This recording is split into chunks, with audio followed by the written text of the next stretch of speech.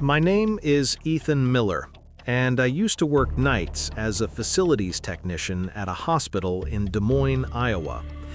The job was simple: light maintenance, security walkthroughs, responding to small problems when staff was short-handed. I preferred the night shift. It was quiet, predictable, fewer people, fewer variables. This happened in the fall of 2022. That night was unusually slow. The hospital was running on a skeleton crew, and an entire section of the East Wing had been closed for renovations. My supervisor asked me to do routine walkthroughs of that wing, just to make sure doors were locked and no alarms were triggered. The East Wing always felt strange after hours.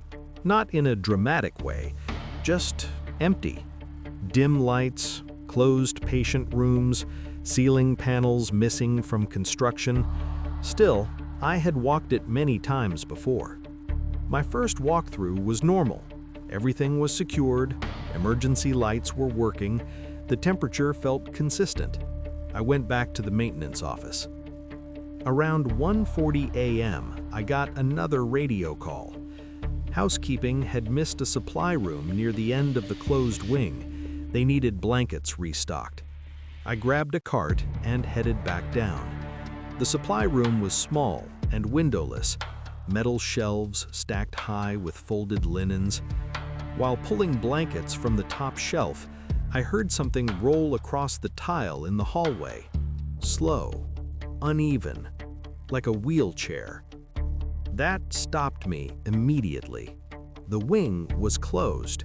No patients were assigned there. I stood still and listened. The sound stopped. When I stepped into the hallway, it was empty. No equipment, no staff, nothing. Later, I realized sound can travel through service corridors. Hospitals amplify noise in strange ways at night. At the time, it made me pause. I finished loading the cart and continued my walk. About 10 minutes later, the temperature dropped. Not slowly, suddenly, like stepping into a refrigerated room. I checked the thermostat on the wall. 71 degrees. Normal. The vents weren't blasting cold air. What I didn't know then was that the HVAC system was being recalibrated. Renovations cause pressure shifts. Cold air can dump into a hallway briefly. Seconds later, the temperature returned to normal, but in that moment, it unsettled me. Near the end of the wing was an unused nurse station. As I passed it, I heard a loud clatter behind me. I turned. A clipboard was lying in the hallway. It was probably resting on the counter. Vibration from the air system or my cart rolling past could have knocked it down.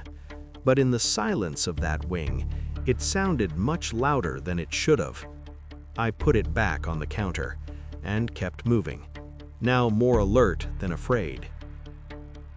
At the far end of the hallway, one of the overhead lights flickered, then dimmed.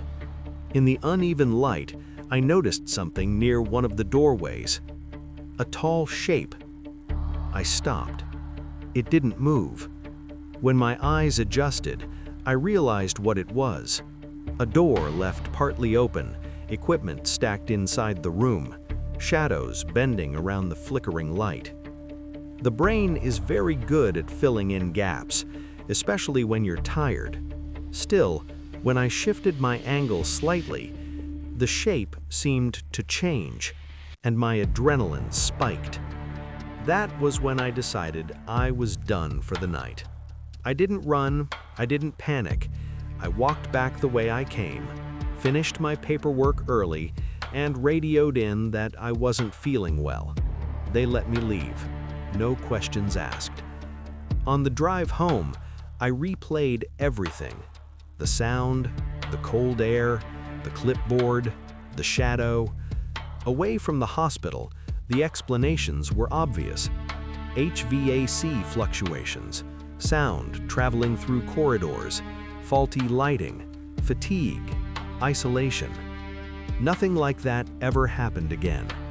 But I learned something from that night. When systems overlap, construction, night staffing, altered airflow, poor lighting, your senses can't always be trusted. And sometimes, the scariest experiences don't come from anything abnormal. They come from normal systems failing just enough to let your brain do the rest of the work. I transferred to the night shift on Ward C for financial reasons. The pay differential was higher, staffing was stable, overnight admissions followed predictable patterns. Fewer visitors reduced interruptions. The environment was controlled, and control mattered. Mr. Hale was admitted during my third night rotation. Late 70s, advanced metastatic cancer with documented cerebral involvement. His orientation fluctuated, but his attention did not. He tracked movement, sound, and routine with a degree of precision that exceeded expectations for his diagnosis. His admitting summary described him as pleasantly disoriented. During the initial assessment, I followed my standard procedure: identification bracelet, IV line, monitor leads, bed rails. The sequence was automatic, a habit reinforced by years of error prevention training. Mr. Hale watched each step closely. When he commented that I counted while working and that I had omitted the door, I categorized the remark as incidental. Patients with neurological involvement often fixate on patterns. I completed the assessment and exited the room without deviation. On the second night, Mr. Hale referenced a low-frequency vibration and associated it with a specific time. At the moment he mentioned it, the ward was stable. No alarms, no carts, no overhead pages. Later, during a scheduled HVAC cycle, the ceiling system increased output. The vibration was subtle but detectable through fixtures and floor contact. I noted no abnormalities and did not document the event. On the third night, his observations expanded. He referenced my break patterns accurately. He anticipated that I would prepare coffee and fail to consume it. He described the sound of a cart moving through the corridor following the automated reduction of hallway lighting. The unit used rubberized wheels exclusively.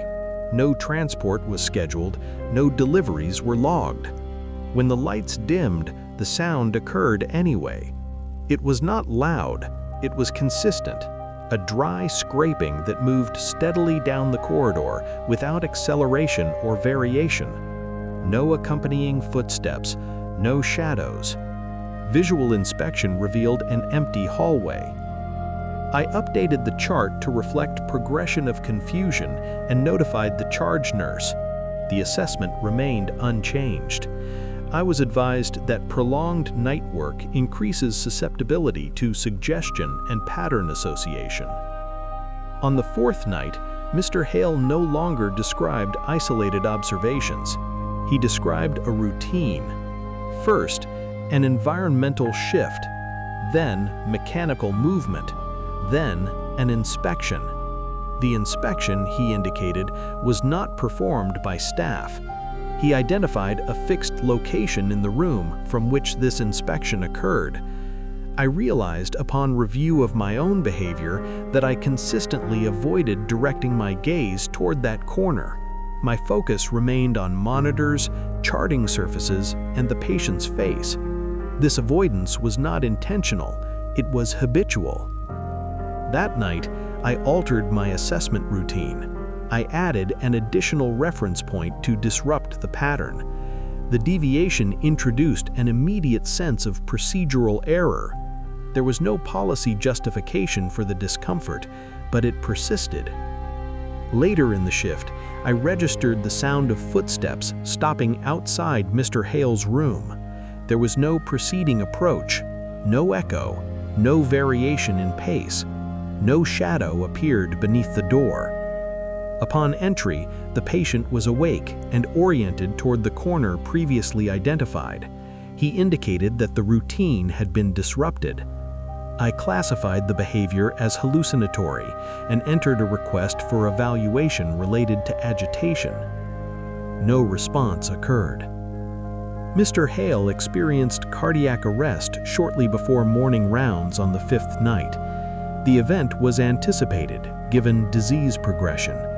Resuscitation was initiated and discontinued in accordance with documented orders. The room was cleared. I remained to complete post-mortem care. The process was uninterrupted. Sheets straightened, alarms silenced, eyes closed, tubes secured. I followed the same procedure I had followed for years. I counted 4 reference points. As I turned toward the exit, I observed linear scuff marks on the floor near the corner adjacent to the door. The markings were faint but repetitive, evenly spaced, and directional. The wear pattern was inconsistent with rubberized equipment. It suggested weight. It suggested repetition. At the nurses' station, facilities reported no structural or mechanical irregularities. Supervisory staff attributed my concerns to cumulative fatigue and prolonged exposure to patient death. I completed the shift. I did not return. I submitted my resignation without specifying the cause. An internal transfer was offered. I declined. I continued to count when entering enclosed spaces. 4 reference points remain sufficient. I no longer incorporate the door into the sequence. I do not look toward corners that do not require attention.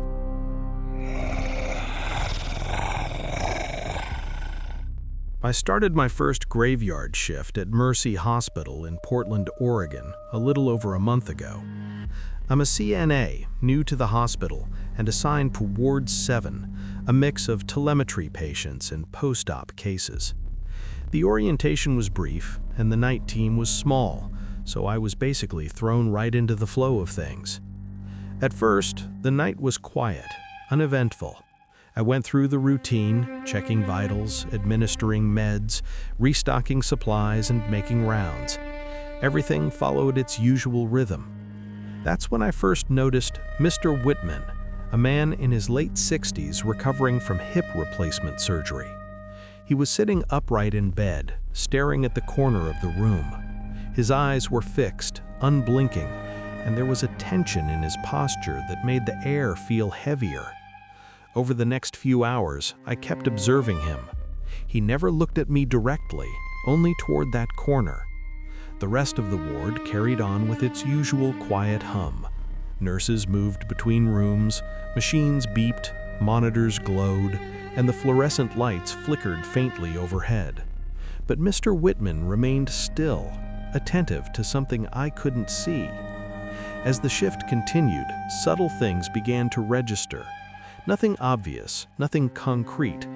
A metallic tang in the air in the supply closet, gone the second I looked for a source. A crash cart that I had left perfectly aligned in the hallway appeared slightly off when I returned. A monitor beeped briefly and then fell silent, though no alarms were active. Small anomalies, easily rationalized, but enough to unsettle the senses when accumulated over long hours. The ward itself had that old hospital feel. The walls were yellowed slightly, the paint cracking at the edges. Pipes groaned in the ceiling, settling noises echoed down empty corridors, and fluorescent lights occasionally stuttered. Everything had a plausible explanation, but each anomaly added a layer of unease I couldn't shake. Around 3 a.m., I was making rounds, checking vitals, when I noticed the corner again. Mr. Whitman was completely still, staring at the same spot. The rest of the ward was silent, the machine's low hum filling the space. There was a faint, almost imperceptible shadow cast on the wall near the corner, though no one was standing there. My eyes focused, trying to make sense of it, dismissing it as fatigue, but something about the shadow felt deliberate. Then I noticed a stain on the wall. It was subtle, dark, and irregular, right where his gaze had been fixed. It wasn't a spill on the carpet or part of the paint.